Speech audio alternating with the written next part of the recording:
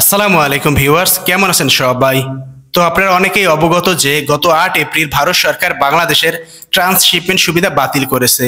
তো আজকের ভিডিওতে আমি আলোচনা করব ট্রান্সশিপমেন্ট বলতে কি বোঝায় সেটা নিয়ে। তো ট্রান্সশিপমেন্ট শব্দটি দুটি ইংরেজি শব্দের সমন্বয়ে গঠিত, ট্রান্স এবং শিপমেন্ট। ট্রান্স শব্দের অর্থ হচ্ছে অ্যাক্রস বা থ্রু, অর্থাৎ into another state or place, এবং শিপমেন্ট শব্দের অর্থ হচ্ছে the action of shipping goods.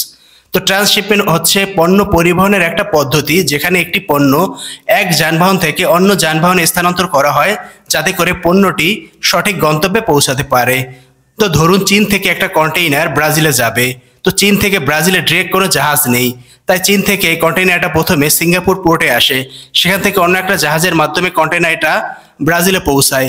তো এই যে কন্টেইনারটা চীন থেকে সিঙ্গাপুর পোর্টে আসলো এবং সিঙ্গাপুর পোর্ট থেকে সেটা ব্রাজিলে গেল, তো এই সিঙ্গাপুর পোর্টটা হচ্ছে ট্রান্সশিপমেন্ট পয়েন্ট।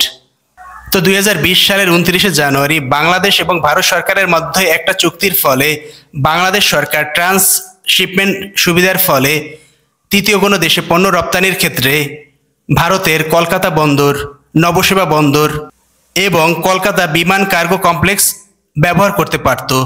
কিন্তু গত ৮ই এপ্রিল ২০২৫ ভারত সরকার এই সুবিধাটা বাতিল করে দেয়।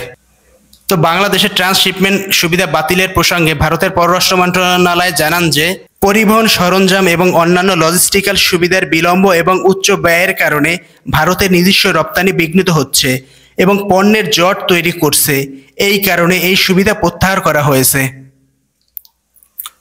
তো ভিউয়ার্স, আশা করি আজকের ভিডিওর মাধ্যমে আপনারা ট্রান্সশিপমেন্ট সুবিধা কি সেটা বুঝতে পেরেছেন। তো আজকের ভিডিও এই পর্যন্তই, সবাই ভালো থাকবেন, আল্লাহ হাফেজ।